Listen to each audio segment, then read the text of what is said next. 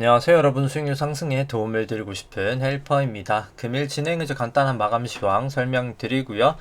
그 다음에 프로그램 맵에 관련해서 좀 살펴보고, 그 다음에 코스피 200 선물, 코스닥 일중 수급 차트 살펴보도록 하고요. 그 다음에 업종별로 좀 등락률 살펴보도록 하겠습니다.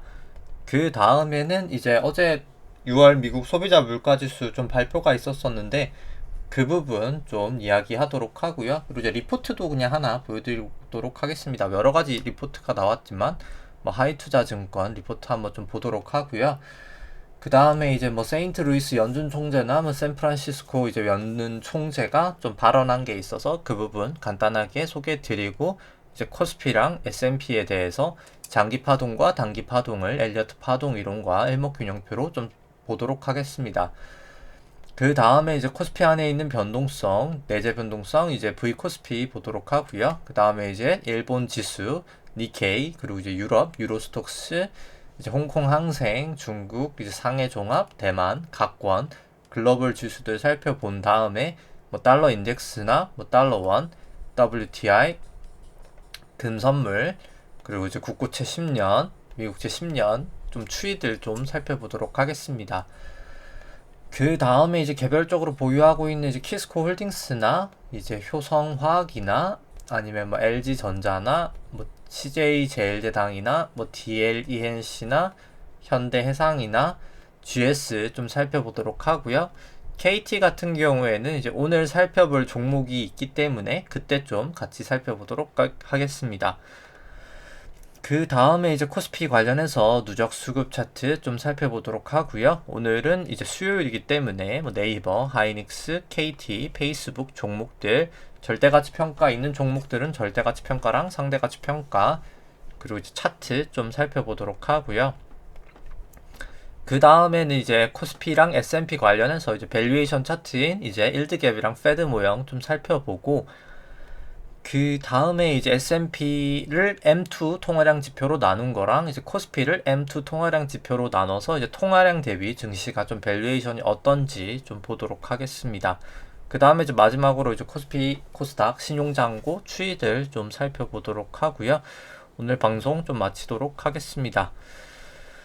일단 마감 시황부터 설명드리면은, 그리고 좀 마감 시황이 좀 최근에 올리는 시간이 약간 살짝 좀 들쭉날쭉할 거예요. 보통은 제가 한 8시 반 이 정도 제가 퇴근하고 그냥 바로 찍어도 한 8시 반 정도에 아마 올릴 수 있었던 것 같은데, 요즘엔 제가 좀 재택근무를 하는 날이 있어서 그때는 조금 빨리 올라오고 있고요. 그래서 특별한 재택을 안 하면 한 8시 반이 될 것 같고, 재택을 하는 날은 아무래도 퇴근 시간이 없다 보니까 그렇게 되면은 좀 빨리 한 6시 반까지는 아니고 한 7시 10분, 20분 그때 좀 올릴 수 있지 않을까라고 생각을 합니다.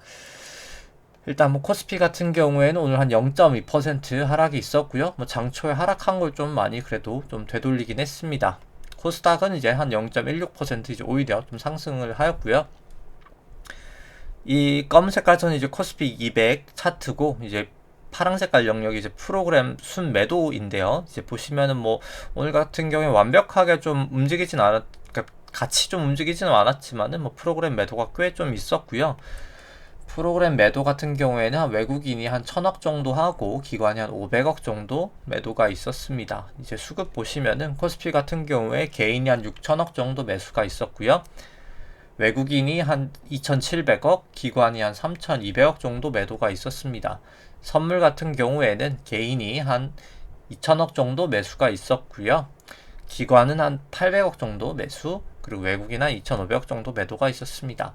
코스닥 같은 경우에는 개인이 한 700억 정도 매수를 하고, 외국인 200억 매수, 기관이 한 700억 정도 매도가 있었고요. 그 다음에 업종별로는 오늘 아무래도 한샘이 IMP로 오늘 매각했다고 뉴스가 나왔었죠. 그래서 그 매각 관련된 좀 기대감으로 좀 많이 상승을 했었고요. 철강 쪽도 좀 오르고, 금강공업 우선주가 많이 올랐네요. 음식료 이쪽도 좀 오르고, 서비스업, 종이 목재 이쪽 쪽이 좀 올랐고요. 그 다음에 좀 약간 시클리컬 쪽이 많이 떨어졌습니다. 뭐 은행 쪽이나 뭐 운수 쪽이나 뭐 증권, 건설, 보험, 뭐 여기 금융권도 다 은행 쪽, 지주 막 이쪽인데 이쪽들이 다 많이 좀 하락을 했었고요. 그 다음에는 이제 코스피 차트 보기 전에 이제 어제 뭐 소비자 물가 지수 발표가 있었죠. 이제 뭐 이 그림 보면서 얘기를 하면은 소비자 물가 지수가 이제 6월 미국 소비자 물가 지수가 이제 예상치가 4.9%인데요. 4.9%였는데요. 이제 전년 대비해서는 이제 전년 동월 대비해서 실제로는 5.4% 정도 상승을 하면서 약간 서프라이즈가 나왔습니다. 전월 대비 기준으로도 이제 예상치가 0.5%였는데 상회하면서 0.9%를 기록했고요. 원래 이제 저도 중국 생산자 물가가 조금 낮게 나오면서 기대치보다는 뭐 그냥 그 정도 수준 나오지 않을까, 예상치 수준 나오지 않을까라고 했는데 이제 좀 복병이었던 게 이제 중국에서 만드는 그런 물건이 아닌 그냥 중고차 가격이 많이 올라서 이제 물가가 높게 나왔습니다. 중고차 가격이 이제 전년 동월 대비 45% 정도 상승을 하면서 이 자동차 렌탈도 그렇고요. 항공료도 그렇고 좀 이 세 가지 부분이 뭐 가장 크게 좀 영향을 미치면서 상승을 했고요. 근데 다만 일단 뭐 지금 여러 가지 좀 의견들은 아무래도 이제 6월부터 이 중고차 가격 지수가 좀 하락을 하고 있긴 하거든요. 그래서 그 부분 때문에 이제 좀 일시적이지 않나라고 하면서 막 증시에 그렇게 어마어마한 영향을 미치지는 않았습니다. 뭐 저도 사실 이런 뭐 원자재 뭐 공급 그 병목 현상에 따른 뭐 인플레이션은 길게 가진 않을 거라고 생각을 하고요. 이제 좀 인플레이션이 이제 결국 나오는 거는 오랜만에 조금 있다가 뭐 마감 시황 다 하고 나서 좀 더 자세하게 설명드릴까 했다가 뭐 그냥 지금 이제 뒤에 이제 세인트 루이스 연준 총재랑 샌프란시스코 연준 총재 발언만 보여드리고 그럼 이제 지금 이제 일시적인 인플레이션은 뭐고 이제 제가 생각하는 그 다음에 좀 큰 인플레이션은 뭔지 또 다시 한번 이제 들으신 분들도 있겠지만은 좀 이야기를 해보도록 하겠습니다.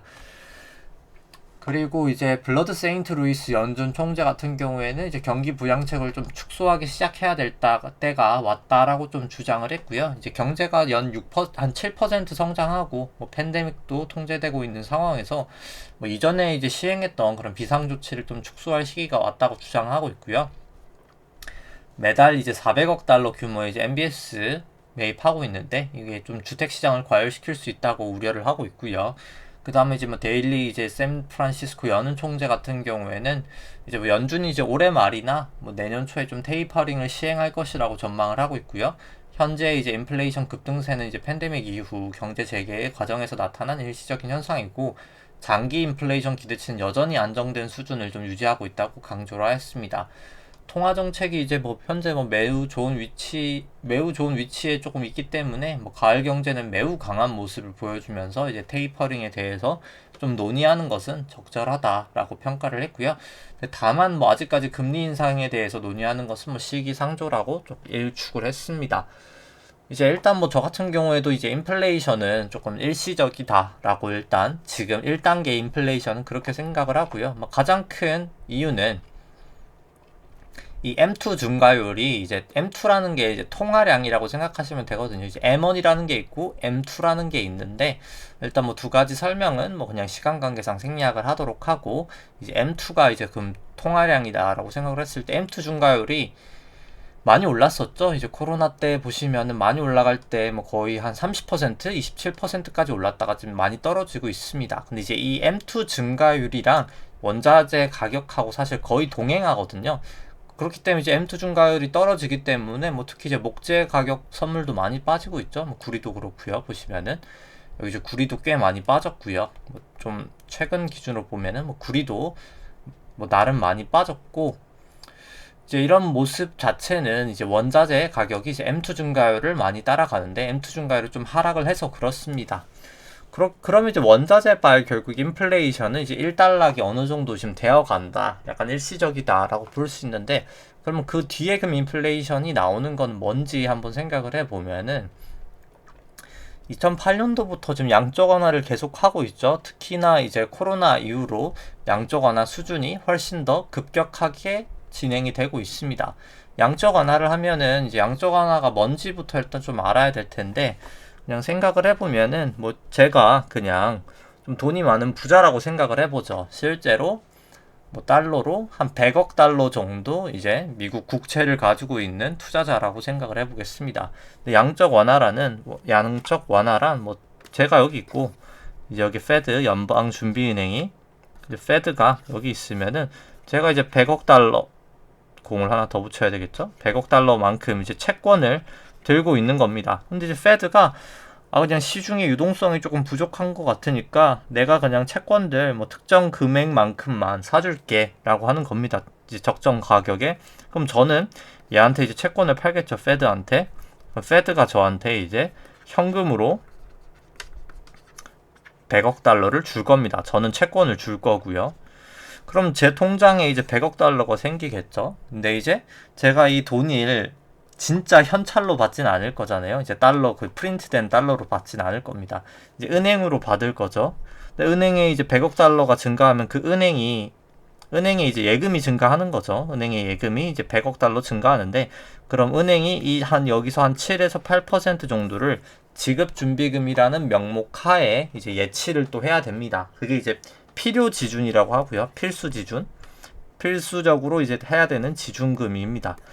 근데 이제 은행이 돈이 많다 보니까 그냥 이 돈을 그냥 필수 지준보다도 뭐 더 많이 이제 보통 예치를 하고 있고요. 이제 그걸 이제 초과 지급 준비금이라고 합니다. 결국 양쪽 하나를 많이 하면 할수록 은행의 예금은 이렇게 증가하게 되고요. 은행의 예금이 증가하다 보니까 이제 지급 준비금이라는 계정도 같이 증가를 하게 됩니다. 그럼 결국 이제 그냥 간단하게 연방준비은행의 총 자산이 증가하면 은행의 예금이 증가하고 결국 지급준비금이라는 게 증가한다라고 생각할 수가 있겠죠. 그래서 2008년부터 양쪽 하나를 이렇게 2015년까지는 원래 했었다가 이때부터 이제 테이퍼링이라는 걸 합니다. 2014년 중반부터. 그렇기 때문에 이렇게 연준 총자산이 늘지 않다가 결국 이렇게 감소하는 결과가 나타나게 되고요. 다시 이제 코로나가 터지면서 양쪽 하나가 급격하게 진행이 됩니다. 그렇기 때문에 지금 연방준비은행 총자산은 8조 달러를 지금 넘긴 상황이고요. 근데 보시면은 그렇기 때문에 총자산이 늘면서 이 지급준비금이라는 계정도 상당히 많이 증가를 했죠.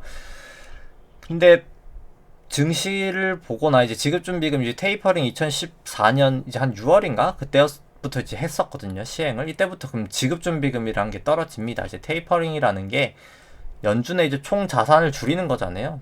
근데 자산을 줄이니까 이제 부채가 줄어들거든요. 이 지급준비금이 이제 부채입니다.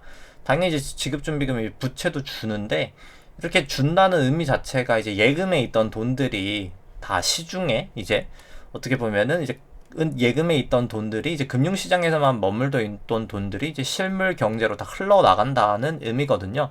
뭐 그렇기 때문에 2014년 요 중반부터 보시면 2019년 이때까지 증시가 상당히 많이 가파르게 올라가시는 걸 볼 수 있습니다. 이때 또 금리 인상을 할 때였거든요. 금리 인상을 하지만 주가가 올라갔던 게 이 지급준비금이 이제 떨어지기 때문에 사실 어떻게 보면은 그 지급준비금이 떨어지는 것 때문에 경기가 과열되는 걸 막고자 금리를 인상을 했고 그렇기 때문에 금리를 인상함에도 증시는 올라갈 수 있었다라고 이제 딱 생각을 하시면 됩니다. 이제 그 단계고요. 그래서 잘 모르는 경우에는 금리가 올라가는데 이제 주식이 올라간다라고 해서 오히려 금리가 올라갈 때는 부동산도 그렇고 주식이 올라간다라고 생각할 수 있지만 정확하게 이제 논리를 생각을 해보면 테이퍼링을 하기 때문에 지급준비금이 줄게 되고요. 지급준비금이 주니까 이제 인플레이션이 발생하면서 경기가 이제 과열권에 들어가게 되고 과열권에 들어가는 경기를 잡기 위해서 이제 기준금리를 올리게 되는데 그렇기 때문에 이제 금리가 올라서 주가나 부동산이 올라 보이는 약간 좀 그런 현상이 나타나게 되는데 실제로 순서는 뭐 이렇게 되는 순서라고 볼 수 있고요. 그럼 현재도 결국에는 이제 테이퍼링을 하게 될 거거든요. 할 수밖에 없고 이제 요게 이제 연방준비은행의 총 자산이라고 치면은 총 자산이죠. 뭐 치면은 아니라 총 자산인데 그 반대 계정이 이제 연방준비은행의 부채거든요. 이 네 가지 항목이 이제 연방준비은행의 부채의 뭐 가장 큰 항목들인데 뭐 유통통화는 그냥 통화라고 생각하시면 되고요. 뭐 그냥 진짜 달러 이제 발행된 달러 지급준비금 아까처럼 은행에 잠겨들어 있는 이제 예금들 정확하게는 이제 연방준비은행의 예금이라고 볼 수 있겠죠. 이제 결국 그냥 은행에 잠들어 있는 돈이라고 그냥 편하게 생각하시면 될 것 같고 뭐 재무부 일반 계정은 이제 미 재무부, 우리나라로 치면 기재부죠. 지금 뭐 재난지원금으로 참 지금 말이 많은데 우리나라도 그러니까 미국의 재무부가 이 재정 정책을 위해서 이제 모아놓은 그런 채권을 발행해서 모아놓은 그냥 현금이다라고 생각하시면 될 것 같고, 이제 리버스 레포는 연방준비은행이 이 부채나 자산 계정에 어떻게 보면 왔다 갔다 하는 움직임을 일정 부분 좀 컨트롤하기 위해서 이 자산인 채권을 담보로 빌린 돈이다라고 생각하시면 됩니다. 그러니까 원래는 요 리버스 레포 같은 경우에는 없어야 정상이고요. 근데 지금 같은 경우에는 이제 TGA 미 재무부 일반 계정이 재정 정책하면서 많이 감소를 했거든요. 근데 이제 이거를 막고자 결국 근데 이렇게 부채가 감소했으니까 원래 자산 매각을 해야 되겠죠. 부채가 줄었으니까 자산은 줄어야 되겠죠. 근데 이제 자산은 오히려 양적 완화를 계속하니까 자산은 계속 늘고 있는데 부채는 줄어버리니까 리버스 레포라는 계정으로 그냥 약간 좀 땜빵이라고 하죠. 지금 그냥 땜빵을 좀 치고 있는데 이 땜빵을 치는 게 좀 오래 갈 수는 없거든요. 뭐 그렇기 때문에 결과적으로 이제 테이퍼링이 아마 올해 말이나 아무리 늦어도 내년 초에는 될 겁니다. 그럼 이제 이 지급준비금이 다 이제 떨어지겠죠. 이제 그땐 자산이 줄어드니까 이 부채 계정이 3개 중에 뭔가는 줄어야 됩니다. 근데 이제 재정정책 같은 경우는 재정정책 뭐 정부가 알아서 할 문제니까 아무 상관이 없다고 치면은 결국 리버스 레포가 일단 먼저 줄겠죠. 리버스 레포는 딱 1조밖에 줄 수가 없죠. 지금 1조밖에 안 되니까 그 1조 이상분은 결국 이 지준금이라는 게 줄게 될 겁니다. 그래서 이제 그때부터 시중으로 은행에 잠든 돈들이 정말 이제 다 흘러나오기 시작할 거고요. 이때부터 이제 인플레이션이 조금 진짜로 강하게 오리라고 생각을 합니다. 이때가 이제 진짜 인플레이션, 지금 같은 인플레이션은 이제 원자재발 인플레이션이라고 보시면 될 것 같고요. 그럼 그냥 실제로 인플레이션 올라갔던 증거를 보시면은 2014년 중반부터가 제가 테이퍼링을 하면서 지급준비금이 이제 하락을 했었다고 했었죠. 그럼 그때부터의 이제 물가를 한번 진짜 좀 살펴보도록 하겠습니다. 근데 이제 지급준비금도 그렇고 이제 인플레이션이라는 게 후행 지표거든요. 돈이 풀고 나서 사람들이 뭐 소비도 늘고 해야 인플레이션이 발생하니까 보통 이제 빠르면 6개월, 느리면 1년의 시차가 존재합니다. 그럼 그 시차를 고려해서 생각을 해보죠. 2014년 6월부터니까 6월 뒤에 1년 뒤면은 딱 2015년 6월 정도죠. 뭐 조금 더 지나긴 했는데 뭐 그때부터 보시면 이 생산자 물가가 뭐 상당히 높아지게 됩니다. 소비자 물가도 마찬가지고요. 그렇기 때문에 근데 이때는 1조 달러밖에 안 줄었을 때잖아요. 보시면은 지급준비금이 생각보다 많이 안 줄었을 때거든요. 한 1.2조 달러? 이 정도가 풀렸을 때인데 지금은 이제 줄어들어야 될 게 훨씬 더 많습니다. 그렇기 때문에 이제 향후의 인플레이션은 아마 이 지급준비금이 이제 떨어지는 것 시작부터 1년 뒤 정도부터 좀 인플레이션이 강화되지 않을까. 우리가 예상하는 인플레이션보다는 훨씬 더 좀 가파른 인플레이션이 오지 않을까라고는 생각을 합니다. 그리고 이제 이 양적 완화가 끝이 나게 되면은 이제 얘기하는 김에 그냥 얘기를 다 하면은 이 양적 완화를 하기 때문에 지금 뭐 증시의 가장 중요한 데이터를 하나 꼽는다고 치면 전 실질금리거든요. 이 실질금리가 양적 완화 때문에 2013년, 12년 부근도 마이너스였었고 이번에도 이제 마이너스였었는데 이 마이너스였던 이 파란색의 실질금리인데요. 이 실질금리가 결국에 이제 양적 완화를 시작하게 되면 다시 이제 플러스 구간으로 올라가게 될 겁니다. 지금 이제 마이너스였던 것은 예금이 많다 보니까 이 예금이 단기 자금이 결국 엄청 많아지는데 영향을 끼치는 거거든요. 시중의 돈이 아니라 이제 금융권의 돈이 너무 많다 보니까 이제 금리가 실질금리가 많이 내려왔어서 이제 증시가 이렇게 올라갈 수 있었던 건데 이 실질금리가 이제 플러스가 되게 되면 증시가 좀 고평가가 좀 용인이 되는 가능성도 저는 좀 낮아지지 않을까라고 생각합니다. 그래서 실질금리는 좀 꼼꼼하게 계속 좀 보실 필요가 있다라고 생각을 하고요. 그 다음에 이제 그냥 좀 오늘 서론이 길었는데 이제 코스피부터 좀 자세히 보도록 하겠습니다. 그냥 뭐 좀 시간이 됐으니까 L봉부터 좀 보도록 하겠습니다. 이제 코로나 저점부터 해서 여기가 1파, 여기가 2파, 여기에서 3파, 여기에서 4파라고 생각을 하고요. 그럼 마지막 이제 5파에 대해서는 이제 여기까지가 5의 1파, 2파, 3파, 4파이고 여기가 마지막 5의 정말 마지막도 5라고 생각을 합니다. 그럼 마지막도 5의 1은 여기고 2가 여기고 3의 또 1이 여기고 여기가 3의 2라고 생각을 하고요. 저는 이제 아마도 좀 3의 3이 좀 나타나지 않을까라고는 일단 보고 있지만은 일단 5의 5의 뭐 3이다 아니면 일단 제가 요 매긴 게 좀 틀릴 수도 있겠죠. 결국 뭐 거의 지금 머리 정도의 근처에는 이제 거의 다 왔다. 이제 사실 뭐 거의 귀 부근까지는 저는 온 것 같고요. 좀 조심할 필요성은 계속은 있다고 생각을 하지만 일단 뭐 오늘 일봉상 봤을 때 일단 뭐 기준선 부근, 전환선 부근에서 일단 좀 지지를 보이면서 반등은 했고 좀 이따 분봉으로 보겠지만 제가 조그만한 1, 2, 3, 4, 5는 완성됐다가 좀 단기적으로 빠졌다가 올라갈 것 같다고 했었었는데 뭐 그 상황이 지금 딱 어제 오늘 뭐 딱 내일 이 정도 이렇게 되지 않을까라고 생각을 합니다. 뭐 일목균형표상으로는 지금 뭐 저한선 기준선을 그래도 더 상회하고 있고 뭐 26일 프랭스팬도 아직까지는 호전돼 있기 때문에 뭐 9일은 역전됐지만 그때 딱 50일 이동평균선 지지받고 반등을 했기 때문에 일단 뭐 좀 더 상방으로 보는 게 더 맞지 않을까라고는 보고 있고요. 다만 좀 리스크 관리는 할 필요는 있다고 생각을 합니다. 근데 뭐 조금 더 확신하다면 여기 이제 추세선을 이제 하단으로 이탈을 했었거든요. 그래서 어제도 이 추세선에서 딱 막혔었는데 어떻게 보면은 상단이 이 추세선을 조금 넘어가면 조금 더 확실하게 상승한다라고 볼 수 있을 것 같습니다. 일단 뭐 더 확실한 것은 여기 고점을 먼저 넘기느냐 여기 저점을 더 먼저 넘기느냐인 것 같고요. 위로 넘기면 이 추세선이나 이 여기를 넘기면 조금 더 상방, 여기를 하락하면 더 하방으로 보는 게 맞지 않을까라고 생각을 합니다. 그 다음에 이제 분봉으로 보시면은 일단 국내 쪽 파동이 뭐 여기서 이제 1, 2, 3, 4, 5가 이제 조그마한 파동이 한 파동이 나왔던 것 같아서 일단 뭐 2파가 좀 나오지 않을까라고 했는데 여기가 이제 A, B, C가 나올지 아니 그냥 여기가 A, B, C로 끝난 건지는 조금 애매하긴 해서 근데 뭐 일단 뭐 기준선 부근에서 일단 좀 잘 지지가 되긴 했거든요. 이제 30분 봉도 보시면은 뭐 여기 이제 기준선에선 계속 좀 지지를 보이긴 했고 그 다음에 이제 뭐 120분 봉으로 보더라도 해도 여기서 이제 전환선 지지를 계속 좀 잘했었거든요.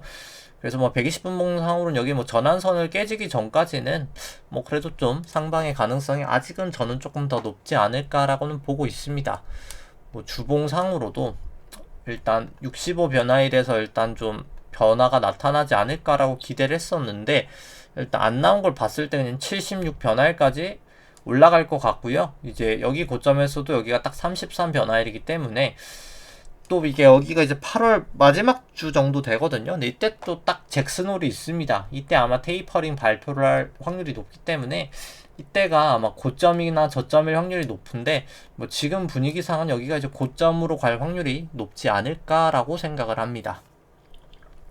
그 다음에 이제 한번 오랜만인 것 같은데요. 이거 설명은 이제 구주봉으로 한번 시간대를 보니까 이제 국내 같은 경우에는 전 거 시간대는 좀 잘 안 맞긴 하는데 좀 이따 미국 거 할 때 좀 보여드리도록 하고요.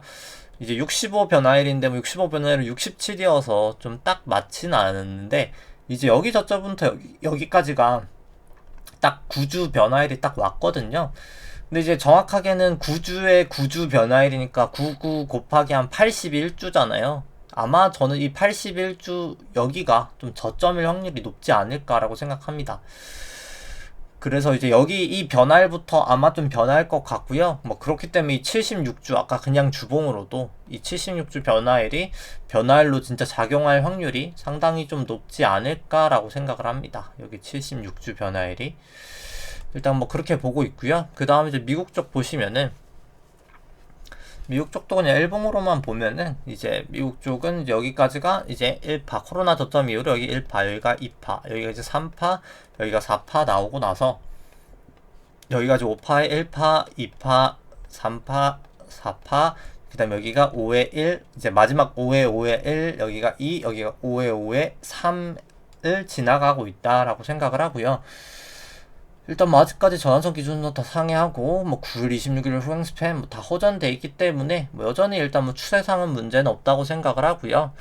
이제 미국 같은 경우에도 이제 딱 1, 2, 3, 4, 5가 딱 나왔어가지고 좀 파동상으로 좀 빠질 수 있지 않을까라고 이제 좀 어제 얘기를 했었었는데 좀 빠졌습니다.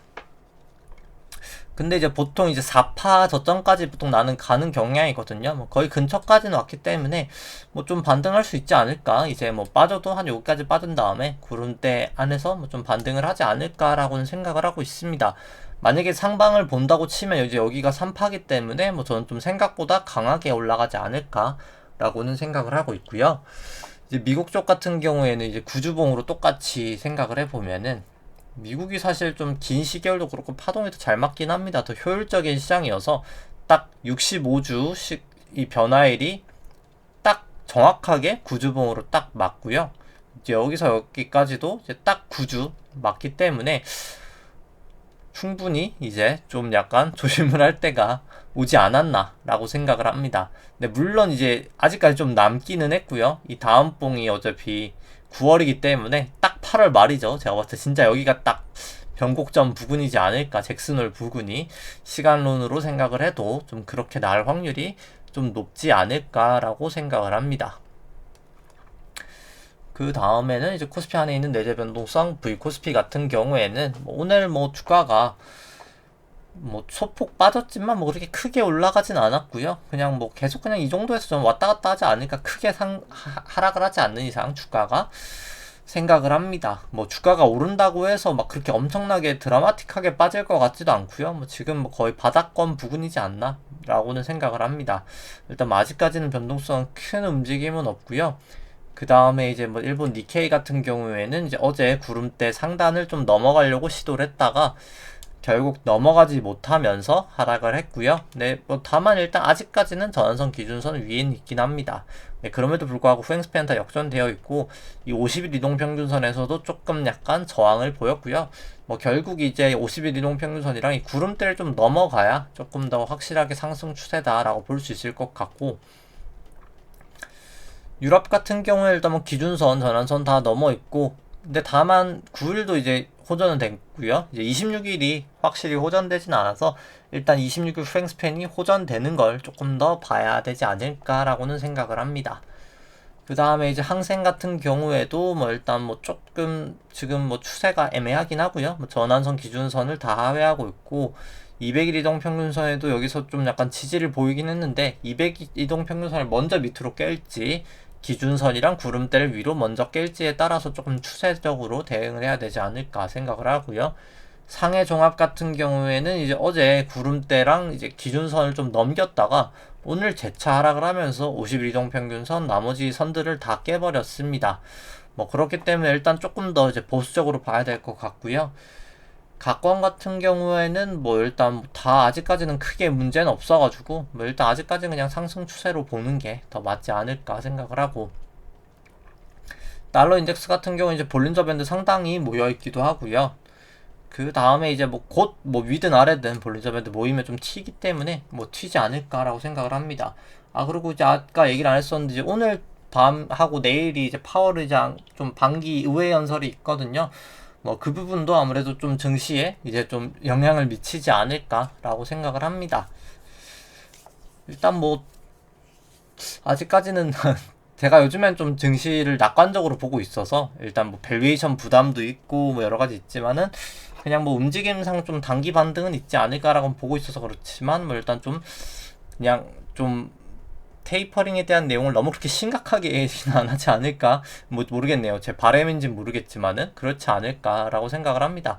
근데 뭐 저 같은 경우에 이제 매일 똑같은 얘기지만은 저 같은 경우에 이제 그냥 주식을 이제 레버리지로 사고 이제 그 다음에 이걸 이제 선물로 어느 정도 해지를 하고 그 다음에 이제 콜옵션 매수, 풋옵션 매수여서 주식보다 제 주식이, 그러니까 코스피 200보다 제 주식이 많이 올라가면 이제 알파 수익이 나고 그 다음에 이제 일정 부분 한 지금 같은 경우에는 이제 마이너스 2%랑 예를 들어서 2%를 벗어나면 이렇게 수익이 나는 구조거든요. 뭐 그렇기 때문에 저는 뭐 그냥 증시가 그렇게 하락을 하든 뭐 상승을 하든 뭐 그렇게 크게 막 사실 영향은 없기는 합니다.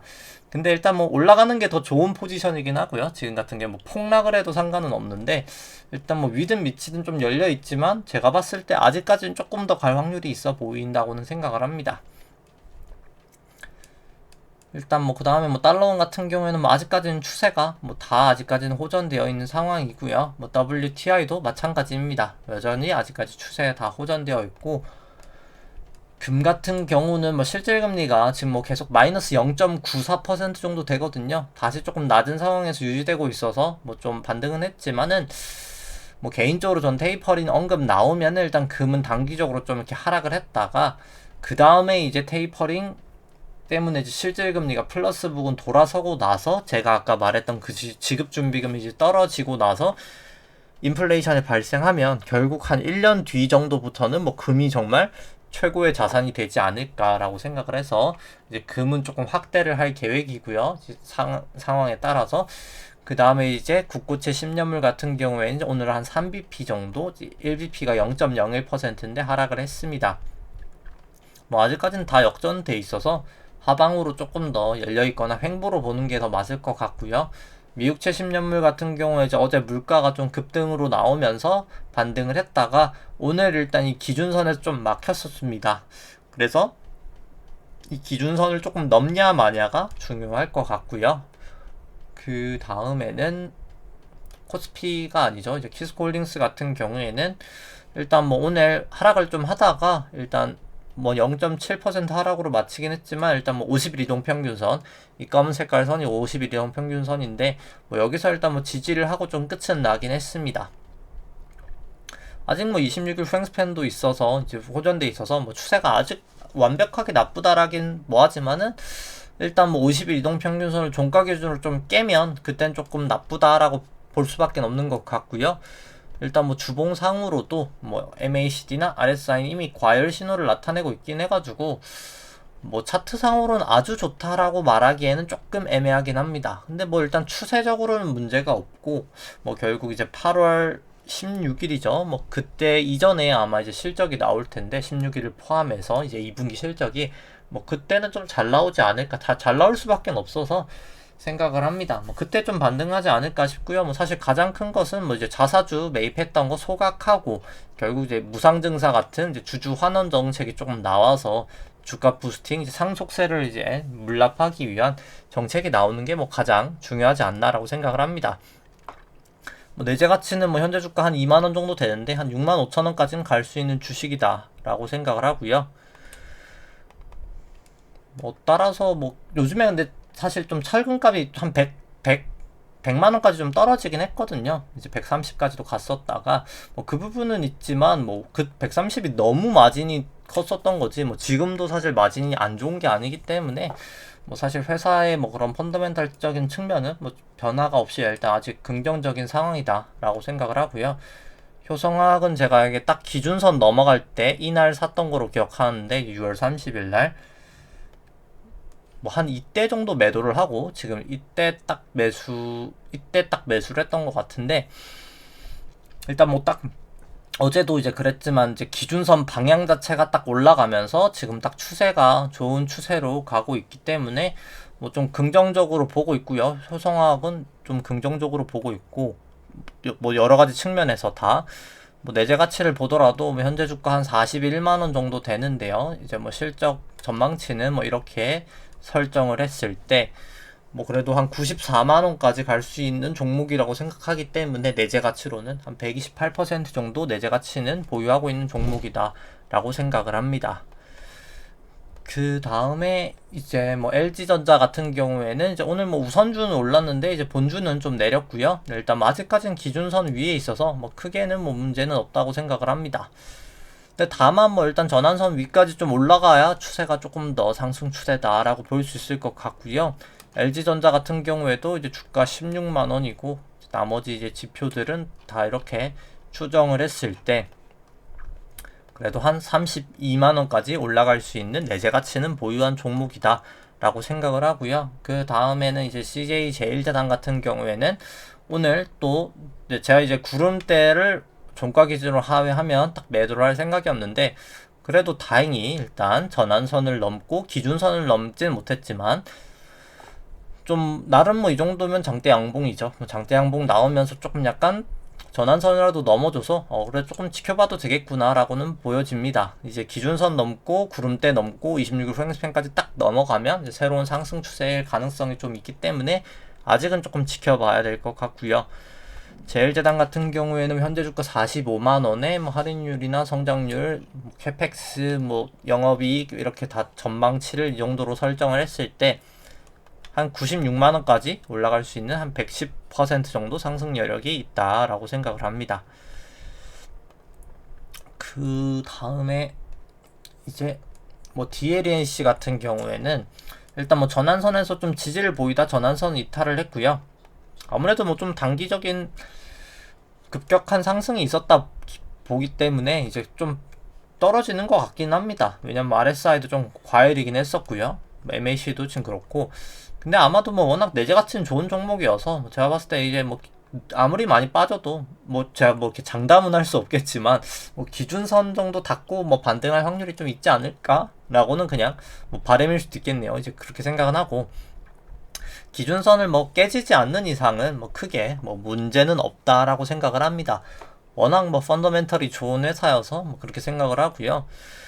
뭐 이제 어제 영상에서도 나왔었지만은 이제 현재 주가가 한 15만원 정도 되고요. 뭐 우선주는 한 8만원 정도 되는데 보시면은 이 회사가 이제 올해 초였죠. 이제 2021년 결산하고 나서부터 이제 3년 동안 현금 배당은 이제 순이익의 10%, 순이익의 이제 5%에 대해서 이제 자사주 매입을 한다라고 공시를 이미 했거든요. 3년 동안 하겠다라고. 그럼 15% 그냥 간단하게 계산하기 위해서 그냥 15% 다 배당이라고 생각을 해보겠습니다. 어차피 자사주가 배당보다 더 좋은 거기 때문에 어떻게 보면은 그럼 우선주가 지금 절반 가격이기 때문에 결국 배당 수익률이 거의 6%거든요. 이제 결산 배당이 나오면은 뭐 충분히 주가는 뭐 배당 수익률로만 봐도 충분히 이제 특히 우선주는 좀 저평가가 해소되지 않을까라고 생각을 하고 본주만 보더라도 거의 58만원까지 올라갈 수 있는 내재 가치는 보유하고 있는 주식이다라고 생각을 합니다.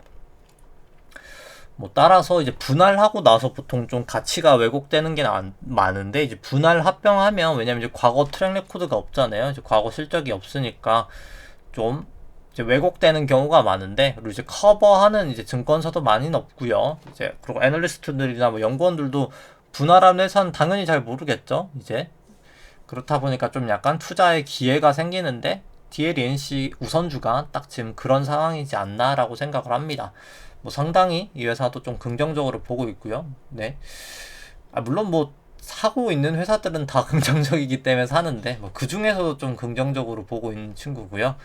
현대해상 같은 경우에는 딱 뭐 그때 떨어질 때 구름대 하단 다였다가 상단 다였다가 딱 반등하면서 일단 뭐 전환선 기준선 위까지는 올려놨는데 뭐 오늘 하락은 했지만 뭐 아직까지는 그래도 뭐 전환선 기준선 위에 있기 때문에 후행 스팬도 호전되어 있고 큰 문제가 없고 뭐 가장 크게 이제 매수 포인트로 잡았던 게 이제 뭐 금리가 더 빠질 점이 없다는 거. 금리가 올라갈 때 이제 좋은 회사인데 그 다음에 이제 구주봉이 이제 9일 후행 스팬 호전되고 구름대 안으로 들어오고 전환선 넘어간 걸 봤을 때 이 파라볼릭까지 플러스로 돌아선다고 하면은 MACD도 그렇고요. 좀 더 길게 이렇게 상승 추세를 탈 수 있지 않을까라고 해서 매수를 하였습니다.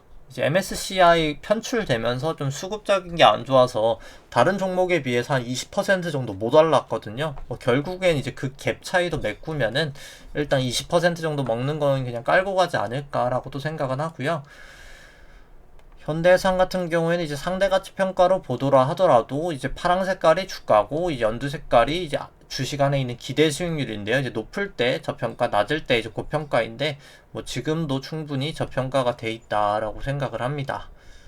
그 다음에는 이제 GS 같은 경우도 CJ 제일제당이랑 똑같이 구름대 하단 종가로 이탈하면 좀 매도를 하려고 했었는데 일단 뭐 다시 좀 되돌리긴 했지만 여기는 일단 아직까지 뭐 전환선 기준선 다 못 넘기고 있고요. 뭐 구름대 이탈하면 그냥 매도를 할 생각입니다. 뭐 일단 아직까지는 뭐 그냥 좀 더 지켜보려고는 하고 있고요. 그 다음에는 이제 GS 같은 경우에는 뭐 주가 45,000원 잡는 게 아니죠. 45,000원이고 뭐 이제 실적이 이 정도 나온다라고 설정을 했을 때 그래도 한 99,000원이죠. 한 10만원까지는 그래도 올라갈 수 있는 주식이진 않나라고는 생각을 하고요. 그 다음에는 이제 코스피 관련해서 누적 수급 차트 보면은 원래 2001년부터 2019년 말까지 개인이 한 71조 정도 매도를 했었거든요. 근데 순매수가 지금 돌린 게 37조니까 합치면은 108조라는 돈을 거의 1년 6개월 정도 만에 이제 매수를 한 겁니다. 개인만 사고 있는 장은 뭐 저는 좋지 않다라고 생각을 하고요. 외국인은 특히나 이제 선물 사면서 사실 좀 증시 상승분을 좀 먹었었는데 선물은 만기가 되면 다 사라지죠. 그렇기 때문에 이제 외국인은 올라갈 때도 잘 먹고 몸은 가벼워지고 있는데 개인은 이제 올라갈 때는 먹었지만은 사실 점점 몸은 좀 이제 무거워지고 있는 상황이다 라고 생각을 하시면 될 것 같습니다. 수급은 뭐 좀 부정적으로 보이고요. 그 다음에 이제 오늘 하는 종목들 좀 보도록 하겠습니다. 좀 순서가 바뀌어 있네요. 이제 SK 하이닉스, 뭐 네이버, KT, 페이스북 좀 살펴보도록 하고요. SK 하이닉스부터 좀 보도록 하겠습니다. SK 하이닉스 같은 경우에는 이제 주가가 한 12만원 정도 되고요. 할인율 7.47%, 연구 성장률 3%. 그 다음에 이제 영구적인 캐펙스는 14조 정도 설정을 하고, 그 다음에 이제 뭐 실적은 이렇게 추정치를 보통 사용을 했고요. 그렇게 설정을 했을 때 뭐 내재 가치는 한 121% 정도 상승할 수 있다라고는 나옵니다.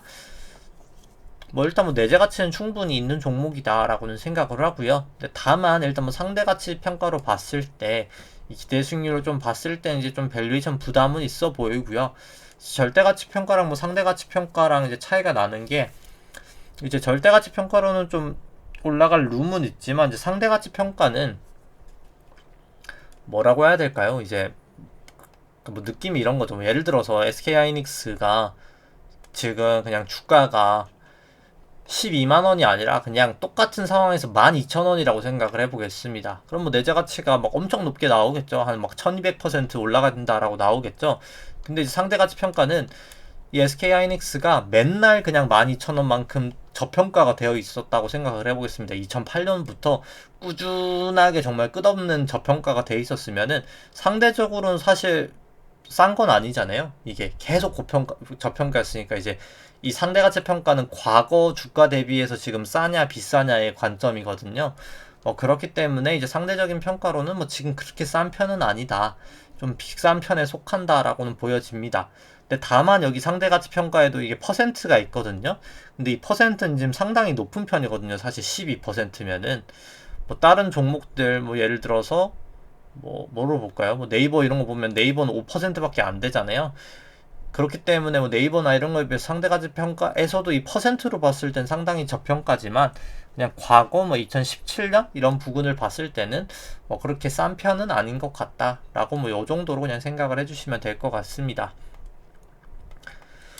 따라서 뭐 다음에 차트를 보도록 하면은 뭐 차트 같은 경우에는 이제 오늘 뭐 반등을 하면서 기준선을 좀 돌파하나 했다가 돌파는 못하고 마감을 했고요. 일단 뭐 전환선은 그래도 돌파를 했습니다.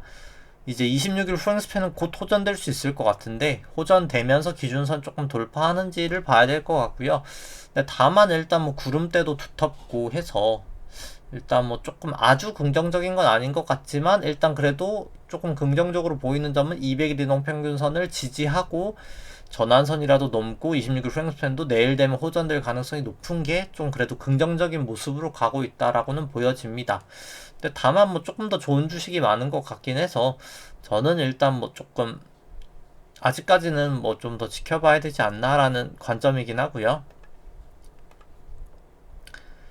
그 다음에는 이제 뭐 네이버 같은 경우에는 주가 한 44만원 정도 되고요. 나머지는 이렇게 추정치를 사용을 했을 때 현재 이제 내재 가치는 한 22만원, 한 마이너스 50% 이제 떨어져야 된다라고 나옵니다. 뭐 절대 가치 상으로는 좀 밸류에이션 부담은 있는 종목이다라고 생각을 하고요. 네이버 같은 경우에도 뭐 충분히 이 정도면은 뭐 많이 사실 내재 가치가 좀 내려오지 않았나라고는 생각을 합니다. 뭐 그래서 뭐 사실 조금 저는 뭐 추가적으로 사기에는 좀 부담스러운 구간은 아닌가라고는 생각을 하고 있고요.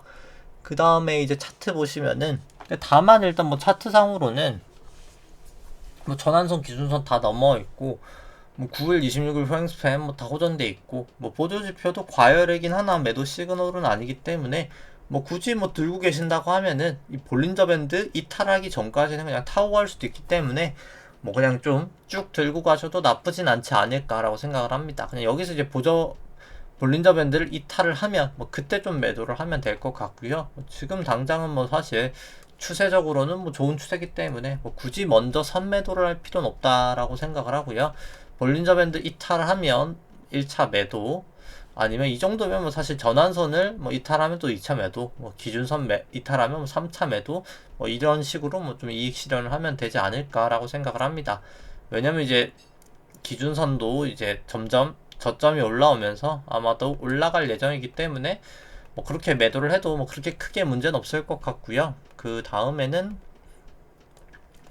뭐 KT는 저도 이제 보유하고 있는데 뭐 현재 주가 한 33,000원 정도 되고 실적 전망치는 요 정도로 설정을 했을 때 뭐 내재 가치는 그래도 한 11만 원까지 있는 종목이다. 뭐 상당히 내재 가치는 있는 종목이다라고 생각을 하고요.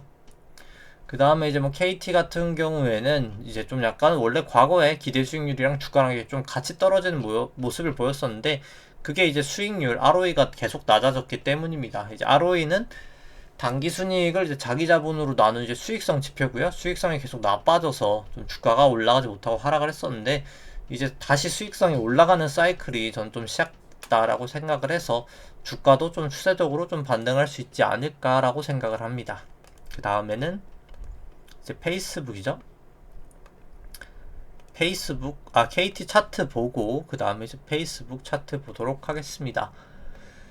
KT 같은 경우에는 일단 뭐 전환선 기준선을 다 이제 상회를 했고요. 뭐 MAC도 매수 시그널 바닥에서 나왔고 뭐 RSI도 그렇고요. 26일 후행스팬도 뭐 좀만 올라가면 호전될 수 있어서 뭐 26일 후행스팬만 호전되면 조금 더 상승 추세로 볼 수 있을 것 같습니다.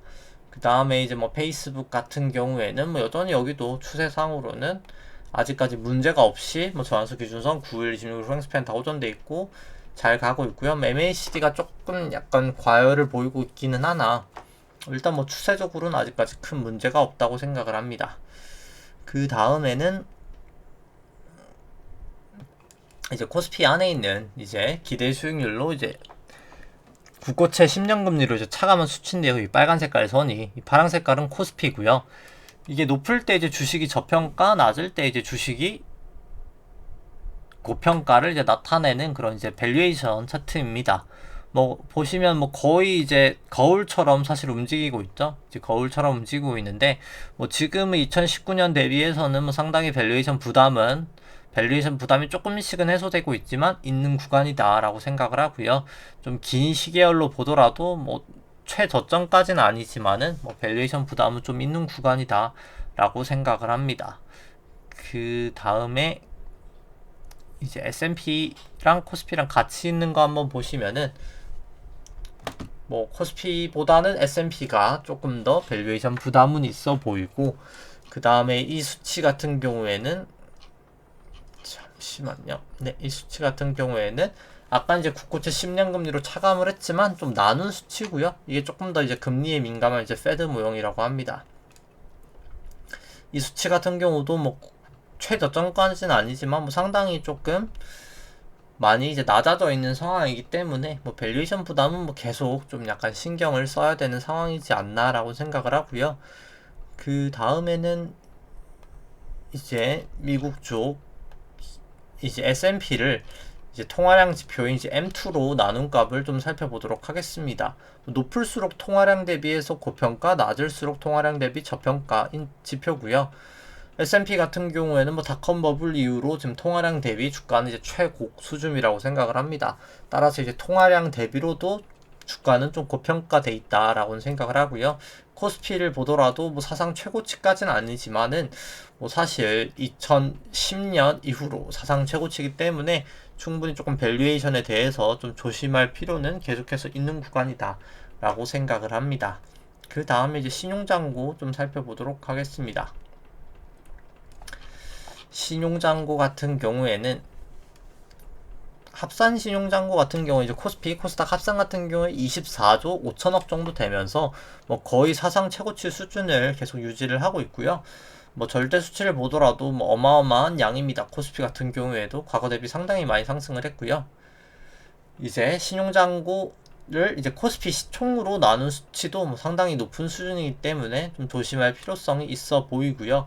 그 다음에는 이제 밑에 표시된 것은 이제 코스피 신용잔고 증감 속도인데요. 파란 색깔이 증감 속도는 이렇게 하락을 하고 있는 걸 봤을 때 일단 뭐 상승이 그렇게 엄청 오랫동안 남아있지는 않은 것이라고 판단이 됩니다.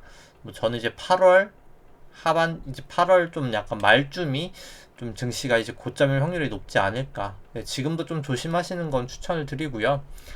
코스닥은 이제 뭐 설명은 차트만 보여드리고 이제 뭐 설명은 생략하도록 하겠습니다. 뭐 설명은 이제 거의 다 드린 것 같고요. 뭐 따라서 뭐 사실 코스피가 뭐 아직 일봉상 뭐 기준선을 깨지 않았기 때문에 깨졌다가 다시 반등을 했기 때문에 뭐 크게는 이제 문제가 없다고 생각을 하고 일단 뭐 반등을 이제 할지가 좀 관건일 것 같긴 합니다. 이 120분 봉상 이제 구름대에서 좀 박혔기 때문에 이 구름대 안으로 51이동 평균선 깨면서 올라갈지가 좀 관건이고 뭐 개인적으로는 일단 뭐 9월 그 잭슨홀 북은 그때까지는 좀 가지 않을까라고 보고 있고요. 다만 뭐 밸류에이션 상으로는 뭐 어떻게 보나 뭐 사실 이미 과열권에 이미 진작 돌입을 했기 때문에 그냥 항상 뭐 사실 이미 어깨는 넘은 상태이기 때문에 좀 조심할 필요성은 좀 있다라고 생각을 하고요.